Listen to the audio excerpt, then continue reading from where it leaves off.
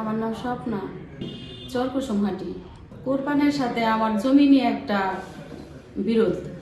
সেই জমির ভিতরে আমি ঘর তুলছি, ঘর তোলার পরে মনে করে সে আমার ঘরটা কালকে সকাল 9টার দিকে ভাঙচুর করার পরে আমারও মারধর করে।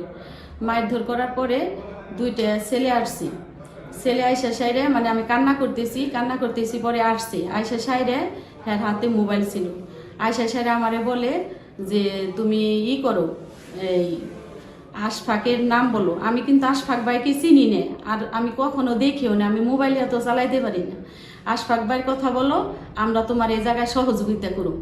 আর বিএমপির কোনো লোক এই জায়গায় যে বিএমপির লোক আসছিল, আইসা তারপরে আমার সাথে এরকম করতেছে। কিন্তু আমি জানি না যে আশফাক ভাই নিয়ে এত বড় একটা কিছু হইব। আমি ভাবছি যে আমার জমি নিয়ে বিরোধ, তাইলে মনে হয় আমি এখানে আশ্রয় পাবো। এই ঘটনার সাথে আশফাক ভাই এবং বিএমপির কেউ জড়িত না, কারণ ওই দুইটা ছেলে আমার মাথা নষ্ট করে দিছে যে আপনি কোথাও বিচার পান না, তো আমরা যা কই তাই শুনেন, আপনি এইগুলি বলেন, আপনার বিচার আমরা করে দিন। এই জন্য আমি আশফাক ভাইয়ের কথাটা হয়তো আমি বলছি, আমি জানি না যে আশফাক ভাই ঢাকা জেলার সম্পাদক। যে ছেলে দুইটা আমাকে নিয়ে এই ধরনের কথাবার্তা বলছে, আমি তার সুষ্ঠু বিচার চাই।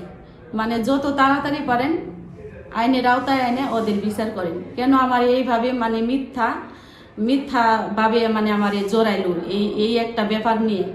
আর এই ব্যাপারে আমাদের এই ভাঙচুরের ব্যাপারে আশফাক ভাইয়ের কোনো লোক এবং বিএমপির কোনো লোক জড়িত না। ওরা আমারে শিখাইছে দেহে, ওই দুইটা ছেলে আমারে শিখাইছে দেহে আমি বলছি, কিন্তু তারা কিন্তু জড়িত না এই জায়গায়, বিএনপির কেউ না, আশফাক ভাইও না।